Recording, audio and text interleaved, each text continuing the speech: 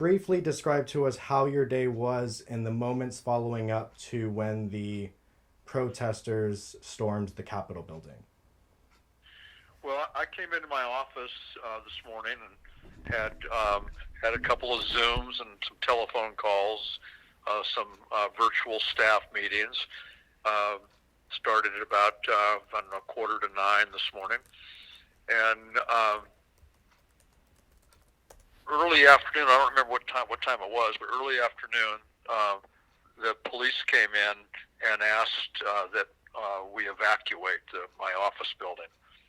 There was a bomb or some sort of explosive device that was found by the Cannon office building where my office is, and so we evacuated, went over to the Longworth building, and we were there for about an hour or so, maybe an hour and a half, and they came in and told us it was all clear. So we came back to my office, and I was here for probably 15 minutes, maybe 20 minutes, and then came back in and they said there'd been gunshots and there's protester rioters breached security, and so we had to evacuate a second time. And I went back to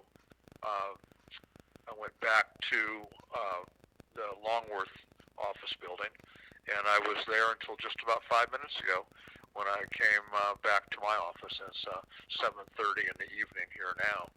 So I came back to my office, and we're waiting. The House is going to go back into session, I think, at 8 o'clock, and we're going to continue our work to certify the election results of the 2020 presidential election and confirm that President-elect Joe Biden and Vice President-elect Kamala Harris will be our next president and vice president.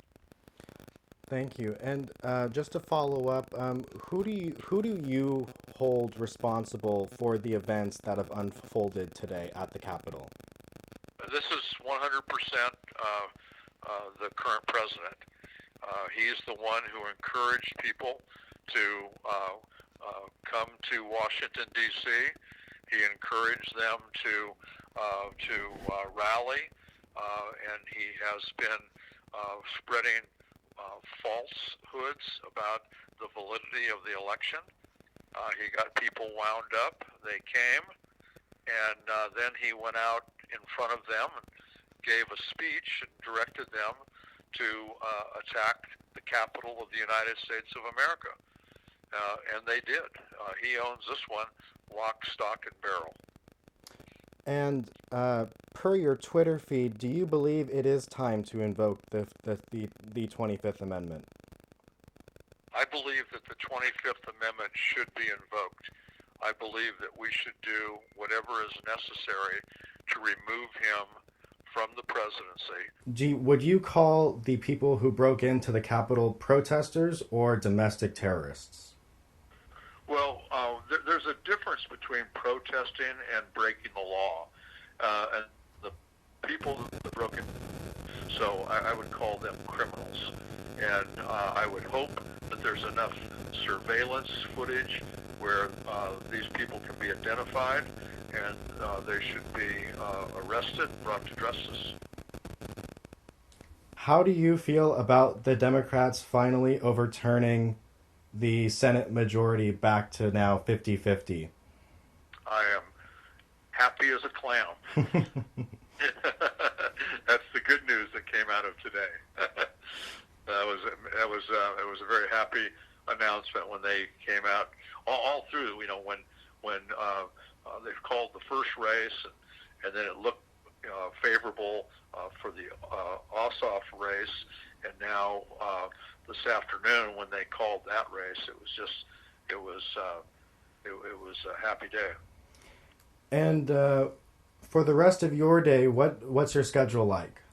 What will you be doing? We're going to go back into session, and we're going to certify the election results. So that's my plan for today. Do you believe that Senator Ted Cruz will continue to uphold the process by I guess you could say blocking or trying to block the vote now that this has happened, at the Capitol building? I don't know. I would hate to even think about getting inside of Ted Cruz's head.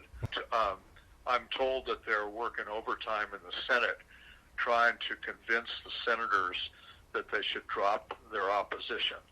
And if that happens, we'll have the vote on Arizona. But if there's not a senator to join in the protest of the votes, it won't go any further. But I don't know if they're able to work that out or not. And is there anything that you would like to comment on just about today's events that we have not covered?